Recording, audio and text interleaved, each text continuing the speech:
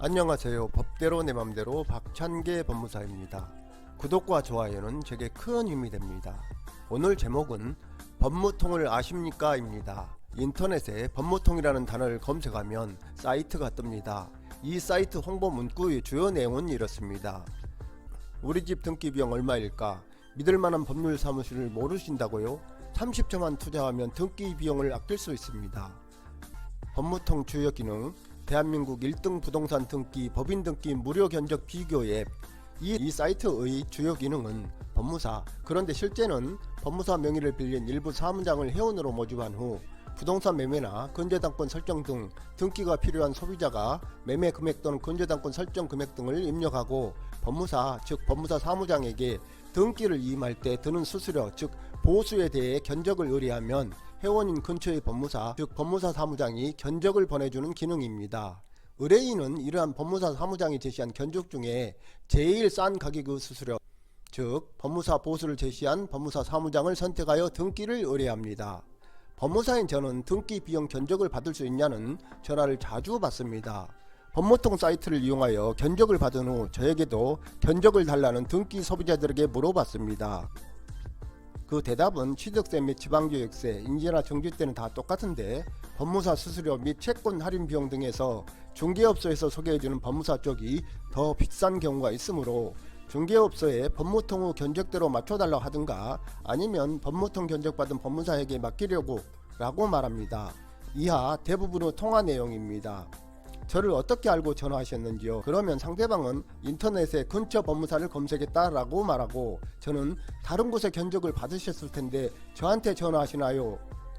그러면 상대방은 견적 비교하려고요. 저는 법무사 등기 보수표대로 견적했을 텐데 그쪽에 맡기시지요. 상대방은 전에 받은 견적이 아무래도 비싼 것 같아서요. 저는 그 견적이 어딘데요? 혹시 알 수 있나요? 상대방은 법무통에서 받았는데 매매가 5억인데 수수료 30만원은 비싸다고 생각돼서요.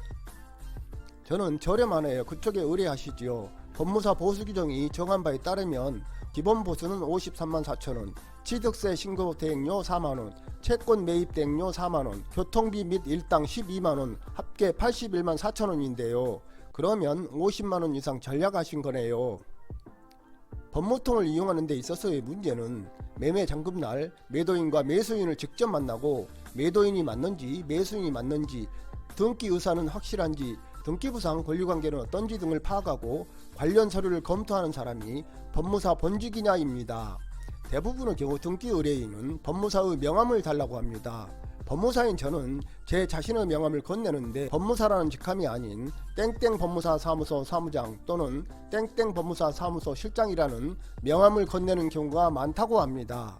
그런데 부동산 매매로 인한 소유권 이전 등기를 할 때는 등기 신청 접수 당일에 반드시 취득세를 납부해야 합니다. 조세심판 사례 2011 지0765에 따르면 지방세법 제20조 및 지방세법 시행령 제35조에서 재산권과 그 밖의 권리의 취득 이전에 관한 사항을 공부에 등기하거나 등록하려는 경우에는 등기 또는 등록의 신청서를 등기 등록관서에 접수하는 날까지 취득세를 신고 납부하도록 규정하고 있으므로 부동산 취득세 납부 기한은 등기 필정 교부일이 아닌 등기 접수일이기 때문입니다.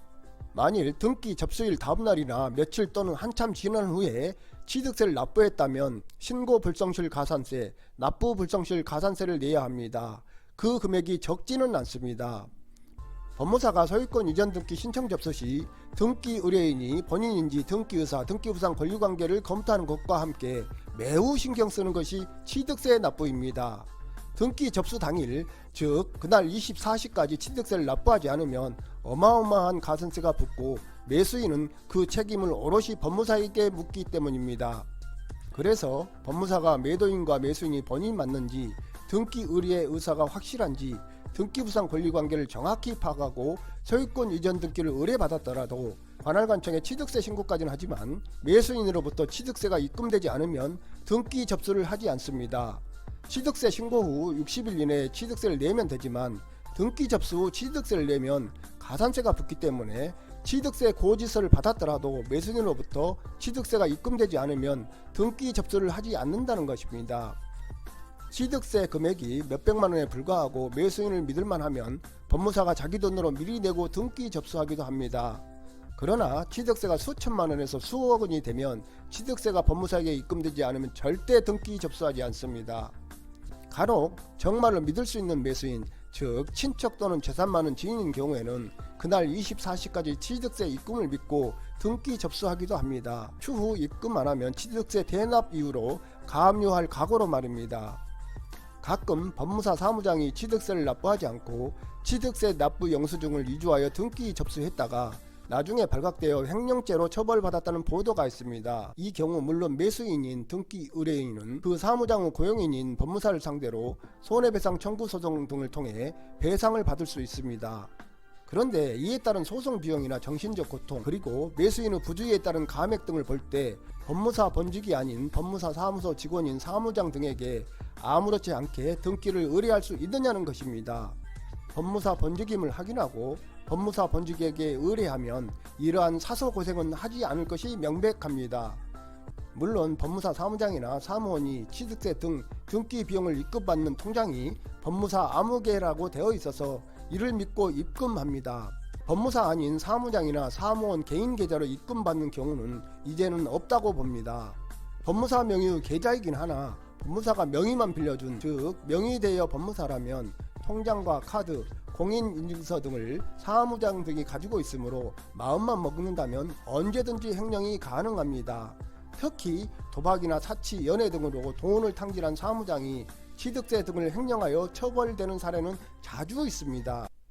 등기 소비자 입장에서는 법무통을 통해 법무사 보수 견적을 받고 등기 의뢰를 하는 것이 비용 측면에서는 좋습니다. 그러나 법무통을 이용하더라도 그 법무통 견적낸 사람이 법무사 본직인지 사무장인지를 반드시 확인하는 것이 취득세 횡령, 기타 부실등기 사고를 예방할 수 있다는 것을 명심해야 하겠습니다. 오늘은 여기까지입니다. 감사합니다.